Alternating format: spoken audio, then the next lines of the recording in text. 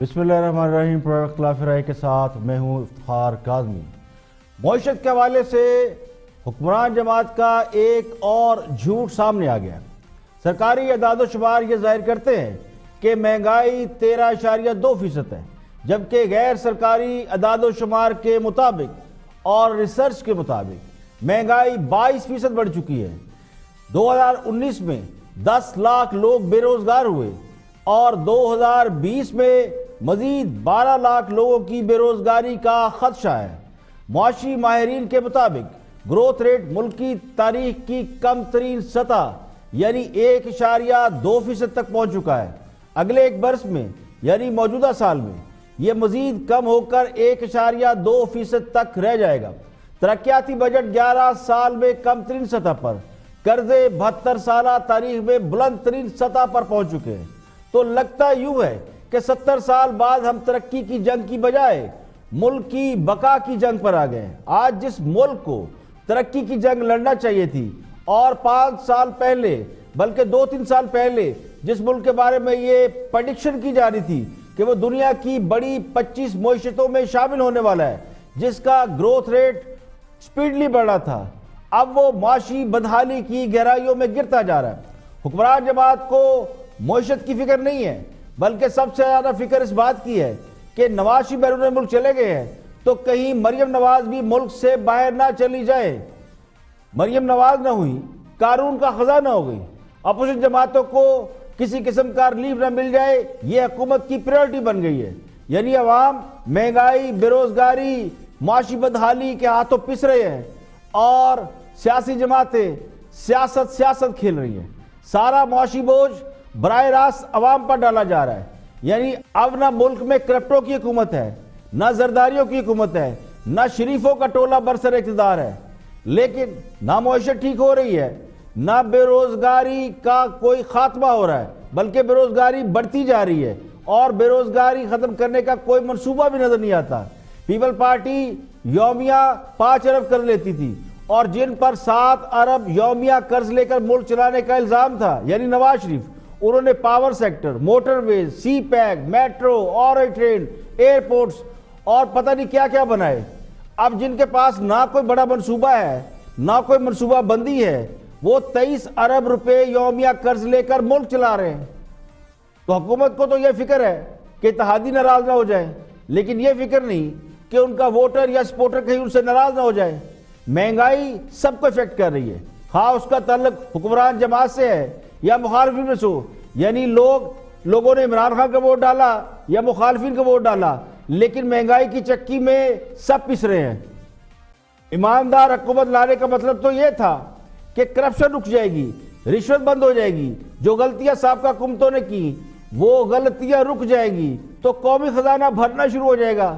یہ جو ہمیں کہا جا رہا تھا کہ روزانہ پتہ نہیں کتنے ہزار ارب رشوت باہر چلی جاتی ہے، منی لانڈرنگ ہوگی، آج تو منی لانڈرنگ بھی نہیں ہے، رشوت بھی نہیں لی جا رہی، قومی خزانے سے چوری بھی نہیں ہو رہی، تو پھر قومی خزانہ بھرنے کی بجائے خالی کیوں ہوتا جا رہا ہے؟ اب تو اوپر صادق اور امین بیٹھے ہیں لیکن قومی خزانہ خالی ہوتا جا رہا ہے۔ تو پیندے میں سوراخ کا ذمہ دار کون ہے؟ لوگوں کی یادداشت اگر تازہ ہو، یہ پرانی بات نہیں ہے، 20 گھنٹے کی لوڈ شیڈنگ، دن میں 4 خودکش دھماکے، ڈرون حملے، ٹارگٹ کلنگ، بھتہ مافیا، چائنا کٹنگ، ٹوٹی پوٹی سڑکیں، سی این جی کے لیے لمبی لمبی لائنیں، چینی اور بحران آٹے کا بحران، اس سے قوم کو جنہوں نے نجات دلائی وہ چور، اور جنہیں عدالتوں سے ایمانداری کا سرٹیفکیٹ ملا ان کے دور میں قرض بھی بڑھتا جا رہا ہے اور مسائل بھی ختم ہونے کا نام نہیں لے رہے۔ یعنی مسلم امہ کی فکر کرنے والے اپنی امہ کی بھی فکر کریں، مٹ جائے گی مخلوق تو کیا انصاف کرو گے؟ تو معیشت کے حوالے سے یہ جو تمام فگر ہم نے کوڈ کیے، ایک تو اخباری اطلاعات کے حوالے سے ہے اور دوسرا سابق مشیر خزانہ رہے ہیں، گورنمنٹ میں رہے ہیں اور بہت ہی زبردست معاشی ایکسپرٹ ہے حفیظ پاشا، ایک اتھارٹی ہیں، انہوں نے کیا انکشاف کیا، واچ دس۔ تو میں کہوں پچھلے سال حکومت نے ایک ایسی چیز کی جو ہم نے کبھی پہلے نہیں کیا تھا، 3000 ارب کی بوروئنگ کی اسٹیٹ بینک سے، اور ایڈوانس میں، جو کہ کبھی ایسا ہوتا نہیں ہے، اس کی ایک طرح سے اجازت بھی نہیں ہے، ایڈوانس میں سال ختم ہونے سے پہلے 1200 ارب کی بوروئنگ کر لی، اس لیے کہ آئی ایم ایف کا پروگرام آ رہا تھا اور اس میں یہ چیز تھی کہ آپ اسٹیٹ بینک سے ایک پیسہ نہیں لے سکتے، تو پہلے لے لیا 1200، تو یہ جو 11,000 میں اضافہ ہوا ہے اس میں یہ 1200 بھی ہے۔ گڈ۔ اب سوچئے کہ یہ فائنانس منسٹری میں یہ پالیسی سازی کون سا کرتا ہے؟ یہ جو سوچتے ہیں کہ ہم کوئی ہوشیاری دکھائیں گے تو پتہ نہیں چلے گا، یہ نمبرز تو اسی اکانومی سے نکل رہے ہیں نا۔ یہ بات یہ ہے کہ دیکھیے کچھ لوگ ابھی بھی اس ملک میں ہیں جنہوں نے زندگی گزاری ہے، ہم جیسے لوگ غریب لوگ جنہوں نے یونیورسٹیز میں 40-50 پی ایچ ڈیز کروائے ہیں اور کوئی 200-300 ایم فل، تو کچھ تو ہمیں پتہ ہے۔ اور ہمیں ہوتا یہ ہے کہ میں آپ کو یہ بتاؤں کہ 25 سال کا جو G D P growth rate 3.3% بتایا ہے انہوں نے، وہ نہیں ہے 3.3، ایکچوئل کیا ہے؟ 1.9۔ لاسٹ ایئر کی ایکچوئل نمبر 1.9 ہے، تو اس سال کیا ہوگی؟ اس سال کی آپ مجھ سے بالکل میں ان بائسڈ ریسرچ بیسڈ جواب دوں۔ اب تو ایگریکلچر سیکٹر کے نمبر میرے سامنے ہیں، اب تو آپ کچھ بھی نمبر بولیں گے تو میں اسے بہت ریئلسٹک جانوں گا۔ اگر یہ 1.2 یا 1.3 ہو جائے، جی ڈی پی گروتھ 1.2 یا 1.3 ہو جائے تو best case scenario, best case scenario, کیونکہ ایگریکلچر میں نیگیٹو گروتھ آئے گی اور انڈسٹری میں 6% مائنس ہے، مینوفیکچرنگ لارج اسکیل مینوفیکچرنگ۔ دیکھیں نا، یہ دو سیکٹرز ایسے ہیں جس سے باقی اکانومی چلتی ہے۔ تو سر لوگ مر نہیں جائیں گے؟ نہ جاب ملے گی کسی کو؟ دیکھیے پچھلے سال اس پہ جو ہم نے ریسرچ کی ہے اور ایک سیریس کام کرتے ہیں، ہمیں ایسا کام نہیں کریں گے ہم کس غلط خبر پہنچائیں گے یا انفارمیشن دیں۔ اندازہ یہ ہے کہ پچھلے سال 10 لاکھ لوگ بے روزگار ہوئے، تو اس سال جب 1.25% گروتھ ہوگی پھر کیا ہوگا؟ 12 لاکھ، 12 لاکھ اور بے روزگار ہو جائیں گے۔ 2 سال میں 22 لاکھ لوگ بے روزگار۔ وہ کہاں جائے گی 22 لاکھ عوام میں جس آپ کو روزگار بتاؤں، نہیں اس میں یہ اتنی فکر ہوتی ہے جب ہم ریسرچ کرتے ہیں کہ ایک طرف افراد، اب یہ ہے وہ ایک ریئلٹی، یعنی 22 لاکھ لوگ بے روزگار کر کے جی ڈی پی گروتھ کو 5.8% سے 1.9% تک لا کر اور اب اسے 1.2% تک پہنچانے کے بعد بھی اگر کوئی یہ کہے کہ وہ معیشت ٹھیک کر رہا ہے یا معیشت ٹھیک ہو گئی ہے، انہوں نے ملک کو تباہی سے بچا لیا ہے، تو بڑے ادب اور احترام اور معذرت کے ساتھ کہ وہ عوام کو دھوکہ دے رہا ہے، وہ جھوٹ بول رہا ہے۔ سابقہ حکومتوں پر ایک الزام یہ تھا کہ وہ بینکوں سے رقوم لے کر اور نوٹ چھاپ کر ملک چلاتے رہے، اور موجودہ حکومت نے بینکوں سے رقم لینا بند کر دیے۔ ہم بڑے فخر سے کہا جاتا تھا ہم بینکوں سے بارگنگ نہیں کرتے، لیکن پتہ یہ چلا ہے کہ لوگ ضرورت پڑنے پر قرض لیتے ہیں، لیکن حکمران جماعت ایڈوانس میں قرض لے چکی ہے۔ سرکولر ڈیٹ بھی پچھلے حکومتوں سے کہیں زیادہ ہے، اور قرضوں میں 11-12 ہزار ارب روپے کا اضافہ ہو چکا ہے۔ یعنی معیشت کی بہتری اور جی ڈی پی گروتھ کے حوالے سے جھوٹ بولا گیا، غلط بیانی کی گئی۔ اصل جی ڈی پی 3.2% نہیں بلکہ 1.9% ہے، اور یہ حفیظ پاشا کی ریسرچ رپورٹ ہے۔ اس کو اگر حکومت چیلنج کرتی ہے اس کا جواب دے سکتی ہے، لیکن یہ بھی کہا جا رہا ہے کہ جو موجودہ صورتحال اور سارے عالمی مالیاتی ادارے پریڈکشن کر چکے ہیں کہ گروتھ ریٹ ابھی گرے گی، تو اگلے سال اگر یہ 1.2% تک بھی رہ گئی تو بڑی بات ہے۔ اسی لیے یہ کہتے ہیں اور گزارش کرتے ہیں کہ خدا کے لیے قوم کے ساتھ غلط بیانی نہ کریں، انہیں ٹرک کی بتیوں کے پیچھے نہ لگائیں۔ اب درد مندوں کو یہ سوچنا چاہیے کہ کیا وہ ملک کو درست سمت میں لے جا رہے ہیں یا ہم کسی گہری کھائی میں گرنے جا رہے ہیں۔ پروگرام میں اور بھی ہم موضوعات شامل ہیں، دیکھتے ہیں ہائی لائٹ۔ ہمارا ہاتھ بھی پڑ جائے اور ڈنڈا پڑ جائے تو اس بس کے ساتھ ہم بھی چلتے جائیں، اور پھر ہماری منطق لیس، اصول لیس، اخلاقیات لیس سیاست بھی ہے، جہاں کبھی بھی نہیں ہوتا ایک بندہ حلف لیتا ہے تو اس کے فوراً بعد شروع ہو جاتا ہے کہ اے نہیں رہندا، اے گیا، بس کل گیا، پرسوں گیا، اور لٹے گئے، برباد ہو گئے۔ اتنی چینی اور اتنا آٹا جو ہے پنجاب سے جو ہے پشاور اور پھر آگے جو ہے افغانستان جا رہا ہے، جلال آباد جا رہا ہے، تو یہ ڈمپ ہو رہا ہے وہاں پہ، اور ہمارے یہاں پہ لوگ آٹے کو ترس رہے ہیں۔ مہنگائی کہاں پہنچ گئی ہے، روزانہ 5-5 7-7 روپے جو ہے ریٹ بڑھ رہا ہے چینی کا اور اس کا۔ لوگ مافیا، خود پرائم منسٹر صاحب نے کہا ہے۔ تو میں کہوں پچھلے سال حکومت نے ایک ایسی چیز کی جو ہم نے کبھی پہلے نہیں کیا تھا، 3,000 ارب کی بوروئنگ کی اسٹیٹ بینک سے، اور ایڈوانس میں، جو کہ کبھی ایسا ہوتا نہیں ہے، اس کی ایک طرح سے اجازت بھی نہیں ہے، एडवांस में साल खत्म होने से पहले 1200 अरब की बोरोइंग कर ली। आते हैं इंटरनल के ऊपर, ये वाहिद वजीर आजम इमरान खान जिन्होंने वाकई में सही तरह से कश्मीर का मुकदमा लड़ा, और हमारे लोकली पाकिस्तान में ये हेडलाइंस में था। पीछे किसने किया? ऑपोजिशन ने। वो जो धरने वाली सरकार, वो आके बैक बर्नर पे, कश्मीर की किसी को फिक्र नहीं, कश्मीर चला गया बैक बर्नर पे। जो डिस्कशन हो रही है, ये हम सबको सोचना चाहिए कि इसमें कोई दूसरी राय नहीं है कि पाकिस्तान को, पाकिस्तान फर्स्ट, सबसे पहले पाकिस्तान की इकोनॉमी दुनिया में, मुझे बताएं दुनिया में कामरान शाहिद कौन सा ऐसा मुल्क है जहां लोग आटा और चीनी ढूंढ रहे हैं? पाकिस्तान। तो दुनिया में ऐसा कौन सा मुल्क है? बात यह है कि नवाज शरीफ बिगड़े बच्चे की तरह बिहेव कर रहा है, क्योंकि वो बिगड़ा हुआ बच्चा है। ये जो अभी कह रही थी बीबी अपना बेनज़ीर कि जी वापस आ जाएंगी, तो हुस्न ज़न बहुत अच्छी बात है, बहुत ये बावकार बात है जो बात इन्होंने की है। लेकिन प्रॉब्लम ये है कि बहुत सारे तो गए थे वापस आने के लिए, लेकिन वापस आए नहीं। और कराची के हवाले से आम खबर है कि चीफ जस्टिस पाकिस्तान जस्टिस गुलजार अहमद ने हुक्म दिया कि कराची सर्कुलर रेलवे के रास्ते में जो भी आता है सब तोड़ दे। चीफ जस्टिस गुलजार अहमद की सरबराही में जस्टिस फैसल अरब और जस्टिस सजाद अली शाह पर मुश्तमिल सुप्रीम कोर्ट के 3 रुकनी बेंच ने कराची रजिस्ट्री में कराची सर्कुलर रेलवे की बहाली केस की समाअत की। Karachi police chief Ghulam Nabi Memon, mayor Karachi Wasim Akhtar, chief secretary Sindh Mumtaz Ali Shah supreme court में पेश हुए।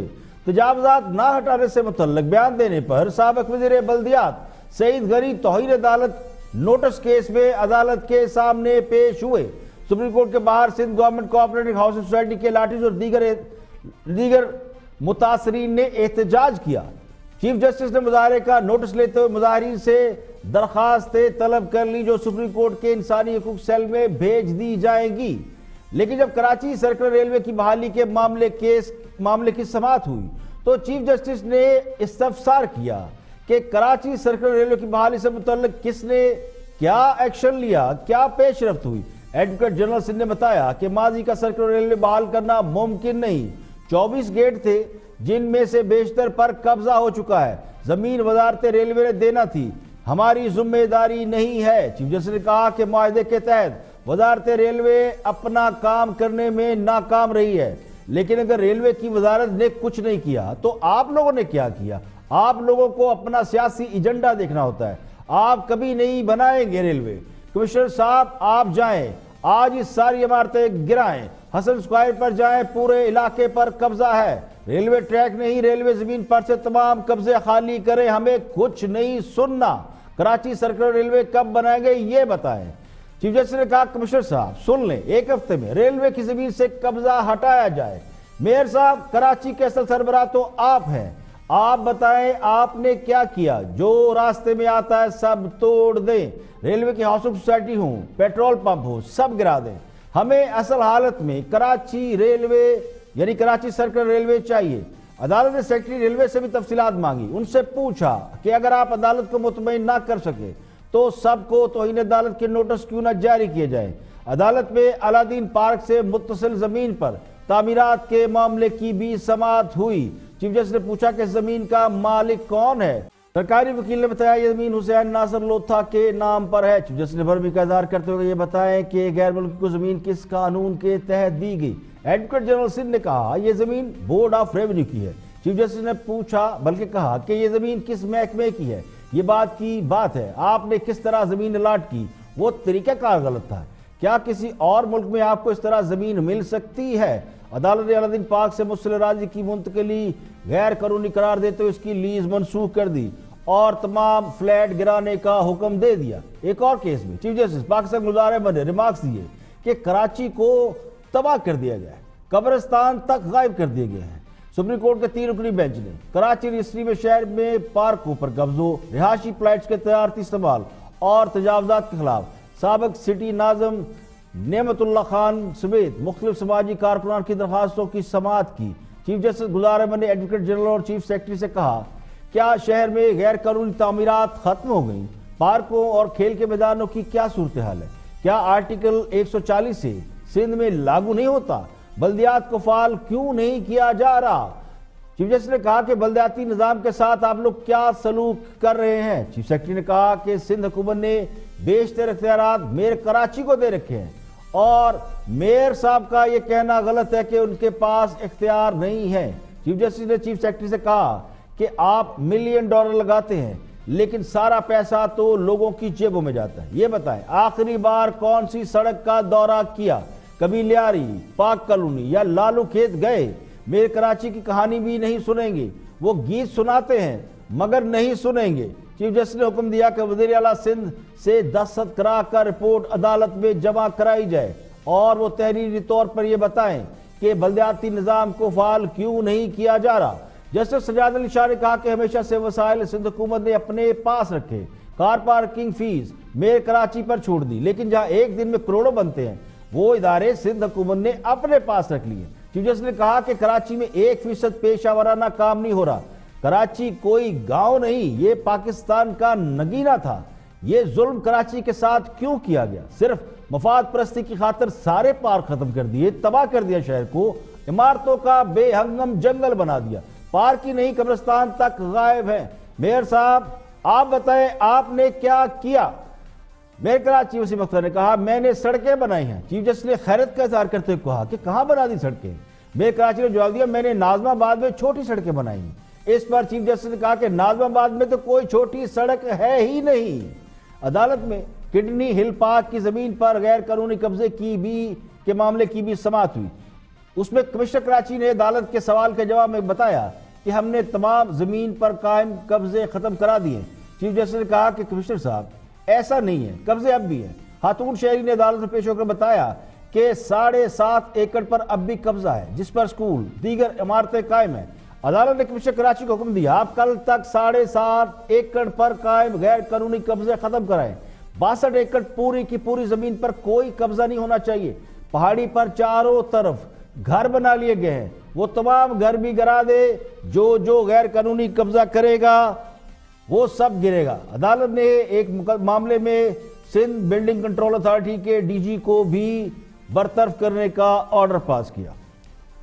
یہاں پہ لیں گے ایک بریک، اور بریک کے بعد واپس آئیں گے اور بھی ہم خبریں آپ کے ساتھ شیئر کریں گے، ہمارے ساتھ رہیے۔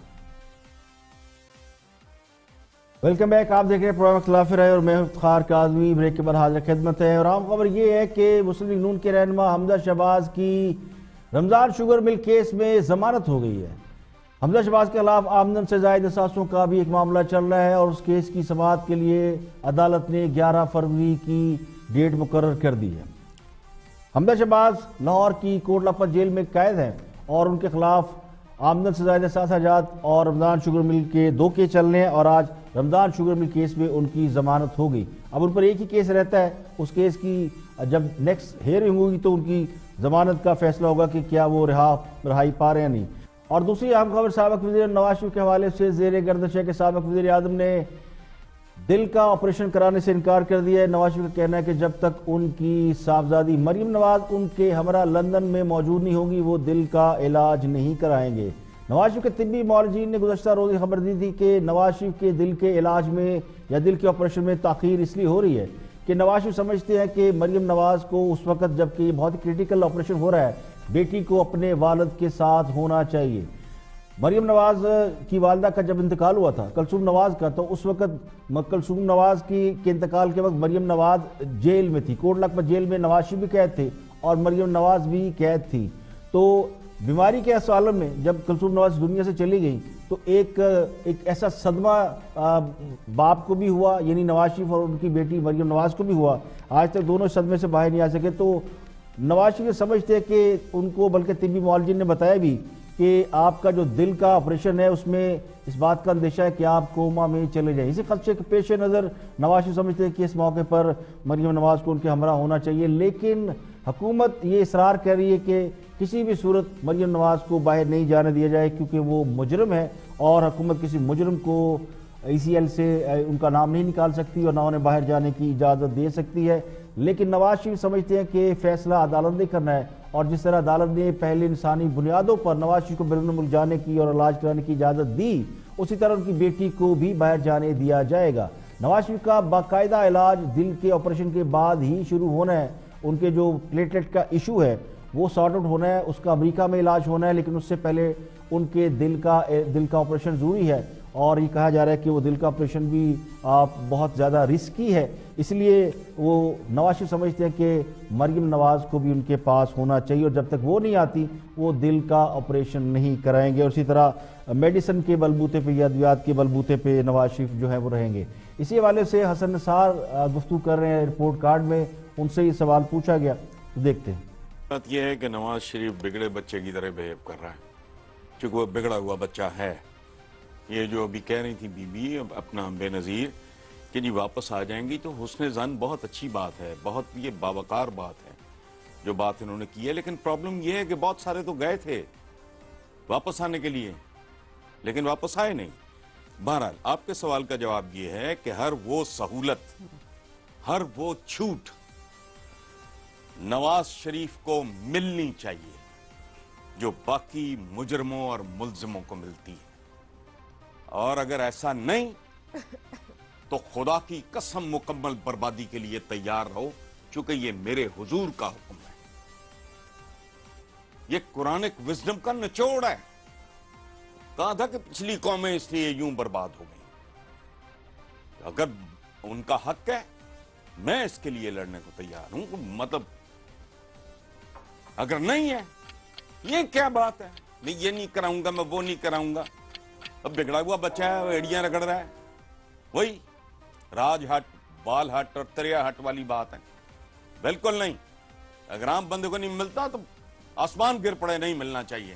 اس ملک کو ملک بناؤ۔ It's nearly 72 years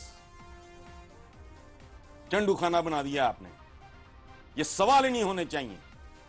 اگر قانونی آئینی طور پہ ہے، یہ انسانی ہمدردی کیا ہوتی ہے؟ یہ میرے لیے کیوں نہیں ہے انسانی ہمدردی؟ باقی جانور ہیں۔ پلیز حق بنتا ہے تو ملے، ضرور جائے، نہیں تو ہرگز نہیں۔ انہیں صرف اس سوال سے تکلیف ہو گئی ہے کہ مریم نواز کو انسانی ہمدردی کی بنا پر باہر جانے دیا جائے، اور اگر عدالت نے مریم نواز کو باہر جانے کی اجازت دے دی تو پھر ان کی حالت کیا ہوگی؟ خود کو نوچتے پھریں گے۔ اختلاف نظریاتی ہوتا ہے، ذاتی نہیں ہوتا، لیکن وہ لوگ جنہیں شریف خاندان سے ذاتی اختلاف ہے وہ کیوں چاہیں گے کہ شریف خاندان کو ذرا سا بھی ریلیف ملے؟ تو ان کا لب و لہجہ صاف چگلی کھاتا ہے کہ بھرے پڑے ہیں۔ اب سوال یہ ہے کہ اگر 3 بار اس ملک کے وزیر اعظم رہنے والے کو عدالت کی بات کرو، عدالت انسانی ہمدردی کی بنیاد پر باہر جانے کی اجازت دے سکتی ہے، تو پھر اس کی بیٹی کو انسانی ہمدردی کی بنا پر باہر جانے کی اجازت کیوں نہیں دے سکتی؟ تو عقل کے اندوں کو اتنی بات تو معلوم ہونا چاہیے کہ اگر کوئی شخص 3 بار اس ملک کا وزیر اعظم رہا ہے اور اس کے خلاف سیاسی بنیادوں پر مقدمات قائم کیے گئے ہیں، اور یہ بھی تاثر موجود ہے پبلکلی کہ اس کی سزا بھی سیاسی ہے، قانون و انصاف کے تقاضوں کے عین مطابق نہیں ہے، تو پھر بھی لوگ عدالت کا فیصلہ تسلیم کرتے ہیں، اور عدالت بقول آپ کے ایک مجرم کو باہر بھیج چکی ہے، تو پھر اس کی بیٹی کو اسی اصول کے تحت باہر جانے کی اجازت دے دینی چاہیے۔ اگر کسی کو اس بات کا خدشہ ہے کہ مریم نواز بھی جا کر واپس نہیں آئیں گی، تو اسے یہ بھی سمجھنا چاہیے کہ جلا وطنی بھی ایک بہت بڑی سزا ہے، بلکہ بہت ہی بڑی سزا ہے، کوئی انعام نہیں ہے۔ تو مریم نواز کو پاکستان میں رکھ کر کون سا قانون کا خزانہ مل جائے گا، سوائے اس بات کے کہ آپ انہیں فتح کی ٹرافی کے طور پر یرغمال رکھ سکیں۔ اور اسی پر بات کر رہے ہیں ایک اور تجزیہ نگار ہیں، ان کی بھی گفتگو سنتے ہیں۔ بہت سے لوگ ایسے ہیں جو جن کی سیاست ہی شریف خاندان سے شروع ہوتی ہے اور ختم بھی ہوتی ہے، تو دیکھتے ہیں کہ وہ کیا فرماتے ہیں۔ نقطہ نظر سب کا سننا چاہیے۔ ارشاد بھٹی صاحب کیا فرماتے ہیں؟ ہمارا ہاتھ بھی پڑ جائے اور ڈنڈا پڑ جائے تو اس بس کے ساتھ ہم بھی چلتے جائیں، اور پھر ہماری منطق لیس، اصول لیس، اخلاقیات لیس سیاست بھی ہے، جہاں کبھی بھی نہیں ہوتا ایک بندہ حلف لیتا ہے تو اس کے فوراً بعد شروع ہو جاتا ہے کہ اے نہیں رہندا، اے گیا، بس کل گیا، پرسوں گیا، اور لٹے گئے، برباد ہو گئے۔ تو یہ ایسے ہی چلتا رہا ہے، ایسے ہی چلتا رہا ہے۔ اچھا، اور پھر اس مرتبہ مسلم لیگ نون نے ایک اور پینترا بھی بدلا ہے۔ پینترا یہ بدلا ہے کہ پہلے ہمیں شہباز شریف صاحب مفاہمت کے خواب دکھاتے تھے، اداروں کے ساتھ لڑائیاں نہ کریں، مل کر چلیں، اور بھائی جان نہیں مان رہے، تھوڑے بھائی جان دا مسئلہ ہے۔ جب ویڈیو کانفرنس مریم کرتی تھی تو ساتھ چپ کر کے بیٹھ جاتے تھے جیسے میں تو زبردستی لایا گیا ہوں۔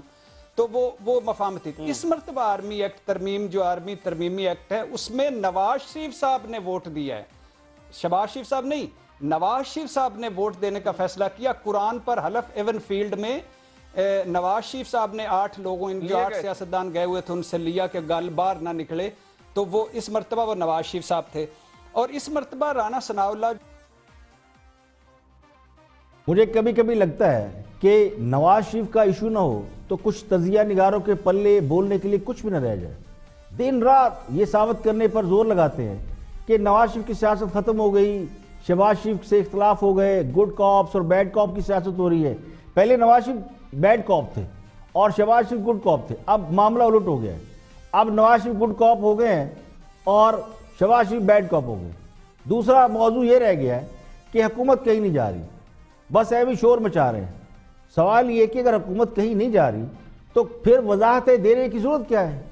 یہ تو چور کی داڑھی میں تنکے والی بات ہے.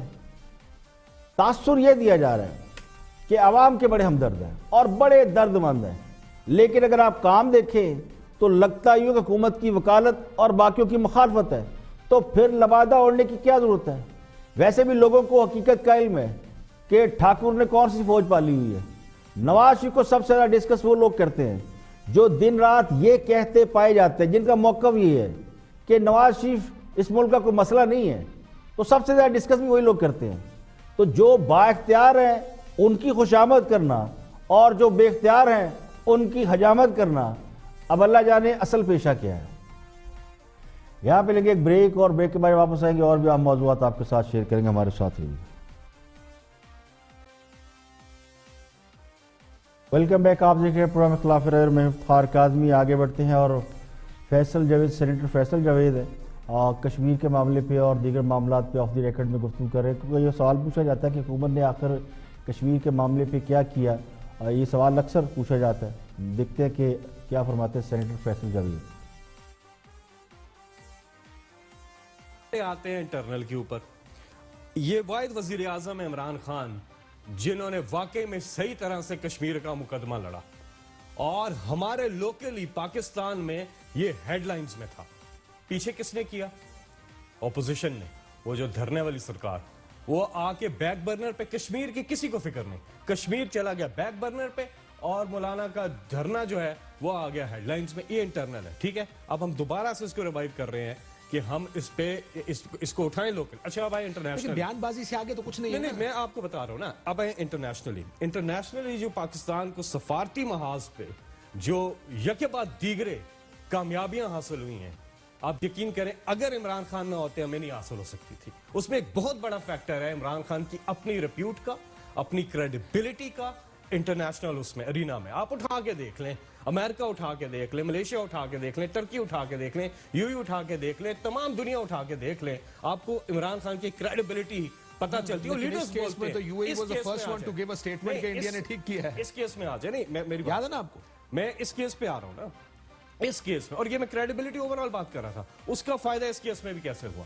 آپ یو کے کی پارلیمنٹ میں دیکھیں, او آئی سی میں دیکھیں, جہاں 50 سال اس پہ سیٹنگ نہیں ہوئی تھی, اور کس کی ریکویسٹ پہ ہوئی؟ چائنا کی ریکویسٹ پہ انہوں نے کیا. آپ او آئی سی کی کریڈٹ لے رہے ہیں, جبکہ کل عمران خان صاحب نے اپنی تقریر میں او آئی سی کی بکیوں دے دی انہوں نے کہ او آئی سی کچھ نہیں کرتا. یہی کہنے لگا تھا کہ کل ابھی چائنا پرائم منسٹر نے کھڑے ہو کے ملیشیا میں کہا کہ دیکھیں او آئی سی اتنا فعال کردار ادا. میں ذرا باسط صاحب آپ سے بھی یہ پوچھوں گا, میں او آئی سی کا کہہ رہا ہوں کہ او آئی سی واقعی میں وہ فعال کردار ادا نہیں کر سکا جو کرنا چاہیے. کس بات کر لے رہے ہیں؟ میں بات کر رہا تھا یو این سیکیورٹی کاؤنسل جو ہے 50 سال بعد انہوں نے سٹنگ کی, او آئی سی غلطی سے چلا گیا کہ چائنا کی ریکویسٹ پہ وہ ہوا. کانگریس مین جو ہیں یونائٹڈ اسٹیٹس کے, انہوں نے 2 دفعہ اس پہ بیٹھ کے مفصل بات کی اور کنڈیم بھی کیا, اور انڈیا سے اپیل بھی کی. یو ایس اسٹیٹ ڈپارٹمنٹ کی آپ کو پوزیشن آپ کے سامنے ہے. پرائم منسٹر جب یو این کی سپیچ تھی اس سے پہلے ایک بلڈ اپ تھا کہ 7 دن میں 70 meetings with heads of states سے ہوئی, اور پھر جو یو این کے پلیٹ فارم پہ کھڑے ہو کے جس طرح سے کشمیر کے سفیر بننے کا ثبوت دیا, بلکہ عالم اسلام کے سفیر کا ایک تو جو میسج دیا اس کی ہمیں مثال نہیں ملتی. اور کشمیر کا مقدمہ جس طرح سے عمران خان نے لڑا, ان کے ادوار میں تو کبھی بات بھی نہیں ہوتی تھی کشمیر کے اوپر. دیکھیے, جن کی پوری سیاست زبان کے ارد گرد گھومتی ہو, یعنی پنجابی میں کہتے ہیں نا گلا دا کھٹیا کھانا, یعنی باتوں کا کھانا, تو ان کی باتیں تو یقینی طور پر بڑی بڑی ہیں. جنگل کے نو آموز بادشاہ کی طرح بھاگ دوڑ بھی بہت ہے. اب اس کا نتیجہ وہ نہیں نکل پا رہا جس کی توقع کی جا رہی ہے. تو اس میں ان کا کیا قصور ہے؟ کوئی یہ تو نہیں کہہ سکتا کہ حکومت نے کشمیر کے معاملے پر جمعے کے جمعے احتجاج کرنے کا نہیں کہا تھا. اب لوگ احتجاج نہیں کر رہے تو حکومت کیا کرے گی؟ حکمران جماعت کا دعویٰ یہ ہے کہ خان صاحب کشمیر کا مقدمہ لڑ رہے ہیں. تو مقدمہ لڑنا تو وکیلوں کا کام ہوتا ہے اور وکیل صرف زبان اور دلائل سے لڑتا ہے, ہتھیار سے نہیں. تو اس کام کے لیے تو 100 میں سے 100 نمبر حکومت کو دیے جا سکتے ہیں. تو کشمیر کے لیے زبانی کلامی لڑ تو رہے ہیں اور کیا کریں. اب پتہ نہیں کیوں بدخواہوں کو یہ بات سمجھ میں نہیں آتی کہ مقدمہ بندوق اور تلوار سے نہیں لڑا جاتا. بندوق اور تلوار سے تو لڑائی کی جاتی ہے. یہ الگ بات ہے کہ ایک طبقے کا موقف یہ ہے. پاکستان میں کمزور حکومت تھی, اس لیے مودی کا حوصلہ اتنا بڑھ گیا کہ اس نے کشمیر کا سٹیٹس بدلنے کی جرت کر دی. وہ یہ بھی کہتے ہیں کہ یعنی حاسدین یہ کہتے ہیں کہ اگر مودی کشمیر کا سٹیٹس نہ بدلتا تو یہ مسئلہ اتنی اہمیت اختیار ہی نہ کرتا جتنی کر چکا ہے, اور مودی بھارت میں شریعت تنازع کا بل نہ لاتا تو دنیا اس کی اتنی ٹھکائی بھی نہ کرتی. اب یہ قسمت کی بات ہے. تو یہ خاص اب کی قسمت میں تھا کہ مودی نے پے در پہ غلطیاں کی, تو اب وہ اس معاملے کو اگر ہائی لائٹ کر رہے تو میرا خیال ہے ہائی لائٹ تو کر ہی رہے ہیں.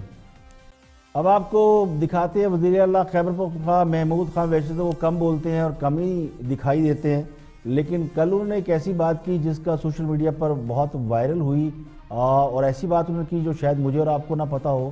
ویسے تو بہت سی باتیں ایسی حکمران جماعت کے لوگ کرتے ہیں جو ہمارے کبھی وہم و گمان میں رہی نہیں. تو ان لائٹر نوٹ ذرا دیکھتے ہیں کہ کیا محمود خان صاحب جو ہے وہ کیا تھیوری لے کر آئے. اور میں یہ کوٹ کرنا چاہتا ہوں کہ جب انسان کی جان نکل جاتی ہے تو وہ زندہ نہیں رہتا. اور میں صرف ایک چیز یہ کہنا چاہتا ہوں کہ کراچی کا کبھی بھی مسئلہ حل نہیں ہوگا جب تک کہ پولیس کو ڈی پولیٹیسائز نہیں کریں گے, جب تک پولیس میں مجرموں کو بھرتی نہیں کیا جائے گا, سیاسی جماعتوں کے دہشت گردوں کو نہیں بھرتی کیا جائے گا. دوسری سالگرہ ہے عامی پبلک اسکول کی.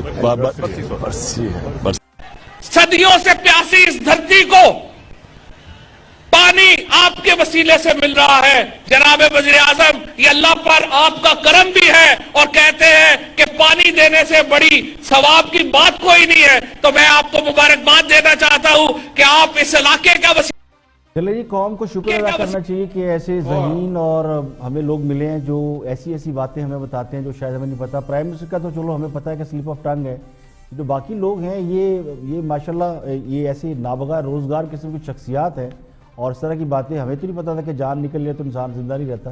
بہت سے لوگ تو پتہ نہیں کس کو جان کہہ رہے تھے کہ وہ نکل جائے, یا وہ جو اندر روح ہوتی ہے اس کی بات کہہ رہے تھے. لیکن وہ کہتے ہیں نا کہ مردہ جب بھی بولے گا کفن ہی پھاڑے گا, تو کچھ اسی قسم کا معاملہ لگتا ہے. تو یہ شکوفے ہیں. ان لائٹر نوٹ کبھی کبھی اس طرح کی باتیں بھی ہونی چاہیے. ذرا اسٹریسفل دور کے اندر آپ کو بھی کبھی ہلکا پھلکا آپ کا بھی تفریح یا منورنجن ہونا چاہیے. آگے بڑھتے ہیں اور مہنگائی اور آٹے چینی کے بحران پہ گفتگو کر رہے ہیں جنرل ریٹائرڈ اعجاز ایوان آن دی فرنٹ میں, اور ان کے ساتھ ہے چینی جرنلسٹ ہے رشید انجم. دونوں کی ڈیبیٹ سنتے ہیں. Watch please. ہاں جی, ہم سب کو سوچنا چاہیے کہ اس میں کوئی دوسری رائے نہیں ہے کہ پاکستان کو پاکستان فرسٹ, سب سے پہلے پاکستان کی اکانومی دنیا میں, مجھے بتائیں دنیا میں کامران شاہد کون سا ایسا ملک ہے جہاں لوگ آٹا اور چینی ڈھونڈ رہے ہیں؟ پاکستان. دنیا میں ایسا کون سا ملک ہے جہاں پر جو ہے وہ ملک کو دیوالیہ پن سے گیس نکلتی ہو لیکن گیس کے نرخ جو ہے وہ کنٹرول میں نہیں ڈھونڈ رہے. سر ملک کی دکانیں بند ہو گئی ہیں. جنرل صاحب, ملک کو دیوالیہ پن ہونے سے بچے. ایک سیکنڈ سن لیں آپ, ملک کو پروپیگنڈا ہے. او بھائی جنرل صاحب سن تو لیں. پرائم منسٹر خود کہتا ہے کہ اگر جو ہے وہ FATF لگ جائے تو ملک دیوالیہ ہو جائے گا, اور اگر IMF 6 ارب کا قرضہ نہ دے تو ملک دیوالیہ ہو جائے گا. ملک پرائم منسٹر کہہ رہا ہے. ہم کو اپنے آپ کو قائم رکھنے کے لیے قرضے کی ضرورت ہے ورنہ ہم دیوالیہ ہو جائیں، یہ پرائم منسٹر کہہ رہا ہے۔ اب مجھے کون سا ملک ہے ایسا؟ قرضوں کا سود نہیں دے سکتے، اور یار ہمارے 2.5 کروڑ بچے سکول سے باہر ہیں، ان کے پاؤں میں جوتا نہیں ہے، ان کے پاس روٹی نہیں ہے، اور جن گھروں میں رہ رہے ہیں ان گھروں میں اچھی نسل کی گائے نہیں رہ سکتی۔ 60% عوام جہاں رہتے ہیں، 60% عوام جو ہے جن گھروں میں رہتے ہیں وہ بڑی شرمناک ہے۔ ہمارے پاس ایجوکیشن نہیں ہے، ہمارے پاس ہیلتھ نہیں ہے، ہماری عورتیں جو ہے وہ اسپتالوں کے بعد۔ عمران خان صاحب لے آئیں گے ریولوشن، آپ انتظار کریں 5 سال، کیا ہو گیا آپ کو؟ اب تو تابلے ہو رہے بھائی۔ جنرل صاحب ہیں کتنے آپٹیمسٹ، جنرل صاحب وہ کہہ رہے ہیں یہ کہہ رہے ہیں جنگ لڑنی ہے۔ جنگ کس نے لڑنی ہے؟ جنگ کیوں لڑنی ہے ہم نے بھائی؟ ہم نے اپنے بچے پالنے ہیں۔ جنرل صاحب کی بات سنیں، جنرل صاحب کچھ کہنا چاہتے ہیں آپ؟ لیکن میں آپ کو اتنا بتاتا چلوں کہ چینی کو لے کے جو ہے نا اربوں روپے عوام کی جیب سے نکلا ہے، کوئی جنگ نہیں لڑنی ہم نے، جیب سے اربوں روپے عوام کی نکلا ہے شوگر مافیا کی وجہ سے۔ جنرل صاحب جی بتائیے، جنگ کی بات کر رہے ہیں؟ جی آپ لوگ غلط، رشید صاحب غلط رنگ دینے کی کوشش کر رہے ہیں۔ آپ مجھے ملک میں بتائیں، آج پورے پاکستان کا سروے کر کے آپ لاہور میں بیٹھے ہیں، کتنی مٹھائی کی دکانیں بند ہو گئی ہیں، کتنے حلوائی کنگال ہو گئے ہیں، کتنی بیکریاں اس ملک میں بند ہو گئی ہیں، کون سا سر مٹھائی دو امیر لوگ کھاتے ہیں۔ جنرل صاحب لوگ مر گئے ہیں، یہ میری اور آپ کی موج لگی ہوئی ہے۔ لوگ مر گئے ہیں، لوگوں کے پاس روٹی نہیں ہے، لوگوں کے پاس روزگار نہیں ہے، لوگوں کے پاس کھانے کو نہیں ہے۔ لوگ آٹا، آپ دیکھیں، آپ سڑک پہ آئے، لوگ آٹے کے لیے لائنیں لگائے ہوئے ہیں، لوگ جو ہے شاپر میں آٹا۔ اچھا ایک منٹ جنرل صاحب سے میں ایک بات پوچھوں، اتنی غربت ہے پاکستان میں۔ دیکھیں مہنگائی، بے روزگاری، بحران یہ صرف اشرافیہ کے لیے نہیں ہے، جن کے پاس وافر دولت ہے اس کے لیے نہ آٹے کا بحران ہے، نہ چینی کی قلت ہے، نہ بازار میں کوئی شے مہنگی ہے۔ جن کی گاڑیوں کے پیٹرول کا خرچہ مڈل کلاس فیملی کی ٹوٹل آمدنی سے کئی گنا زیادہ ہے، جنہیں مٹھائی بھی مل رہی ہے، بیکری کا سامان بھی دستیاب ہے، تو ان کے نزدیک واقعی کوئی بحران نہیں، نہ کسی چیز کی قلت ہے۔ یعنی جیب میں پیسہ ہو تو بازار سے عدم دستیاب اشیاء بھی بلیک مارکیٹ سے مل جاتی ہے۔ ذخیرہ اندوزوں نے اسی کام کے لیے گودام رکھے ہوئے ہیں، اور یہ جو کرائسس ہوتے ہیں ان میں سب سے زیادہ ذخیرہ اندوز فائدہ اٹھاتے ہیں۔ اب جن کا یہ اعتراض ہے کہ چینی کم ہوتی تو مٹھائی اور بیکری کی دکانیں بند ہو جاتی، تو میرا خیال ہے کہ شاید یہ سمجھا جا رہا ہے کہ جب تک لوگ خودکشیاں نہیں کریں گے مہنگائی کا احساس نہیں ہوگا۔ بلکہ میرا گمان تو یہ ہے کہ شاید خودکشی بھی تسلیم نہ کی جائے، اسے بھی کوئی اور رنگ دیا جائے، یہ نہیں مانا جائے کہ وہ مہنگائی سے مرا ہے۔ تو آٹے اور چینی کا بحران ایک حقیقت ہے، اگر نہ ہوتا تو اسے امپورٹ کرنے کی بات ہی نہ ہوتی، آٹا شارٹ نہ ہوتا، بحران پیدا نہ ہوتا، تو کابینہ سرکاری طور پر 3 لاکھ ٹن گندم منگوانے کی منظوری نہ دیتی۔ مسئلہ یہ ہے کہ آٹے اور چینی کا قلت تو غریب آدمی کے لیے ہے، کاروباری لوگ تو 2-4 ہفتوں یا مہینوں کا سٹاک رکھتے ہیں، اور اگر سٹاک نہ بھی رکھتے ہوں تو جب کرائسس آتا ہے تو اس کے پیش نظر سٹاک کر لیتے ہیں۔ بیکریوں والے، مٹھائی والے یا اور بھی جو کاروباری لوگ ہیں وہ بلیک میں بھی مال خریدنے پر مجبور ہو جاتے ہیں، کیونکہ ان کا کام کاروبار چلانا ہے۔ تو مجھے یہ لگتا ہے کہ بدقسمتی سے ہمارا پالا کچھ ایسے مائنڈ سیٹ سے پڑ گیا ہے جو گراؤنڈ ریئلٹی کو کسی بھی طرح ماننے پر تیار نہیں ہے، یعنی جنہیں معیشت تباہ کروا کر بھی ہوش نہیں آ رہا، آدھی صنعتیں بند کرا کے ہوش نہیں آ رہا، گروتھ ریٹ 1.9 پر چلا گیا، 1.2 پر جا رہا ہے، پھر بھی ہوش نہیں آ رہا، تو انہیں آٹے، چینی، گیس کے بحران سے کیا ہوش آئے گا؟ اب تک کے لیے اتنا ہی، کل پھر حاضر ہوں گے مزید خبروں، تبصروں، تجزیوں کے ساتھ۔ پروگرام خلاف رائے سے افتخار کاظمی کو اجازت دیں، اپنا بہت بہت خیال رکھیے گا۔